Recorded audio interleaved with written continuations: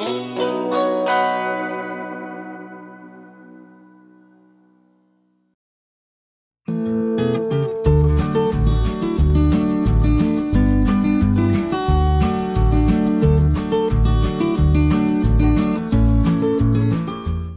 hi, everybody. Thank you for joining us for another episode of Biblio Files on AADL TV.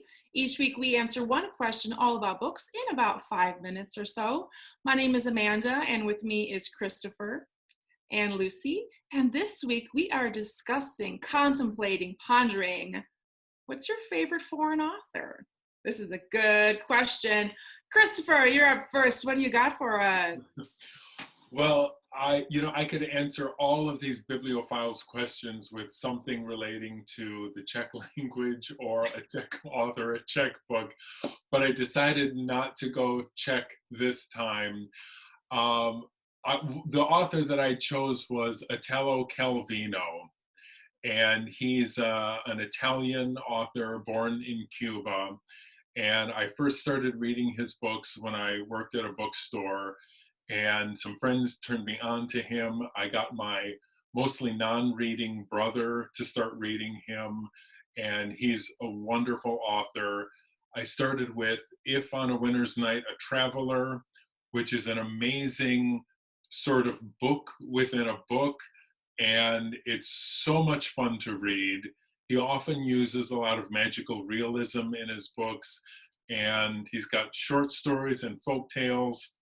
So he's got so many great books out there, and I've read probably only half a dozen of his books, but there are a lot out there, and they're all wonderful. So Italo Calvino. Did he write a book, Baron in the Trees? Yes. As soon as you said the author's name, I was like, wait, I read that one. That was a great book. I love that book. That's right. I read all about it. Yeah, so many great books. And a bonus is I find he's generally really easy to read as well. So, Lucy, what do you have? Okay, so this was a hard one to pick, and I was gonna go with Elena Ferrante, who wrote the Neapolitan Quartet, but I wanted to pick something that a kind of a deeper cut, maybe. So I honed in on one book by a foreign author, which is Blindness by Jose Saramago. So he is from Portugal. He won the Nobel Prize for Literature in 1998. And his books are they're amazing, and they're varied, and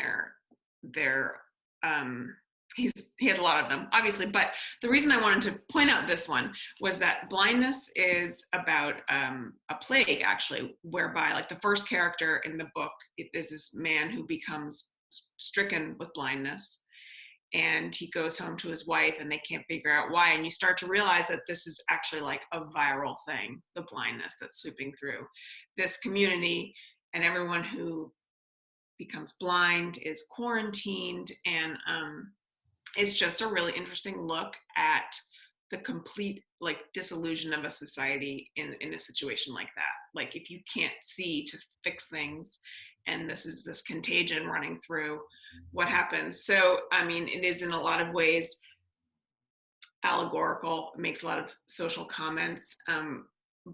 But I had recently picked it up again because it's just kind of a weird time. Like, do you read,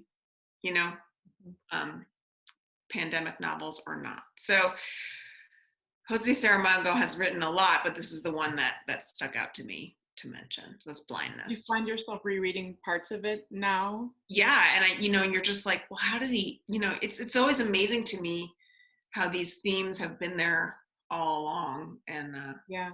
Well, you see those movies, like there's a bunch of movies that people have been rewatching during the past 6 months. Mm-hmm. You see these movies and it seems so sci-fi and so unreal. So yeah.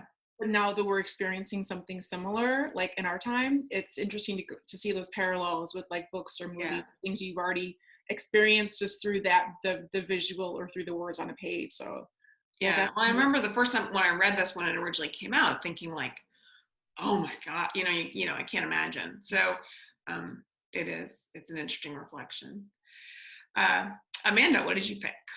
So this was the easiest question out of our entire list, past, present, future. I chose the German author Hermann Hesse. Love. He has a ton of books. I've read a billion of them. Siddhartha is one of his most well-known, and he also won a Nobel Prize for that one. I've got Strange News from Another Star. Steppenwolf is one of my favorites by him. I brought out Narcissus and Goldmund. This one is just poems, and this one is a really cool cover. And this one, it's neat because one side of the book is in German and one of them is English. Oh, wow. And then one of my friends gifted me this. She did a whole tour through Germany, through stomping through Hermann Hesse's grounds, and this is Hours in the Garden by him, and it's written in German, and it's beautiful. It has these beautiful little illustrations in it, some of his own watercolors. He was an artist as well. So a lot of Hermann Hesse's books, if you've read him, a lot of his books have a similar theme where there's an individual on some sort of a spiritual journey or an emotional journey of like development. So for me, I started reading him, I think I was 18 when I read my first short story by him. He's got short stories, poetry, and full novels. And a lot of his novels do have that similar theme. So when you read them, you feel like, oh, I've already read this, but they're so different. And for me, I read the big chunk of them between like 18 and 25 years old, which is like a great time to read that because you're like, yes, yes. And he was fairly unknown or available in the US for a while. And then his books started becoming more prolific in the US and available in the 60s during like counterculture and a lot of these young people trying to figure out their lives and following and not following and, not conforming. And those are a lot of themes that go through a lot of his work. So highly recommend Hermann Hesse. Yeah, easy peasy. Have you reread those books like since you've been 25? They hold up for you? I've reread some of the short stories. I've reread some of the poetry because some of those lines and themes absolutely stick with you. Before this, I was reading an article. And I was like, yep. And he was comparing like Nazi Germany, where he was, and like fascism and stuff. So a lot of those things coming up now too. So a lot of those lines. And a friend of mine actually just sent me this message where she was quoting some of these poems by Hesse, and I was like, oh, here we are. I'm talking about Hesse next week for work. So that's pretty cool. I reread Steppenwolf, and I remember it wasn't like Steppenwolf. I loved it the first time I read it, and the second time I read it, it didn't have that same impactful punch because it already had gone through it. But again, I was still like under 30 when I read it. Like I haven't reread a full novel in a while, but I'll definitely go back to his words and his poems and for sure, because I just love his work and I love his just the message he tells and how he tells it, like him as a human person, Yeah, Hermann Hesse. I remember, is it Magister Ludi? Mm-hmm. Yeah. Yeah. And we read Siddhartha in high school. Yeah, I feel like Siddhartha. Yeah, they still do. Both my kids read Siddhartha in the past couple years in high school. So. Yeah.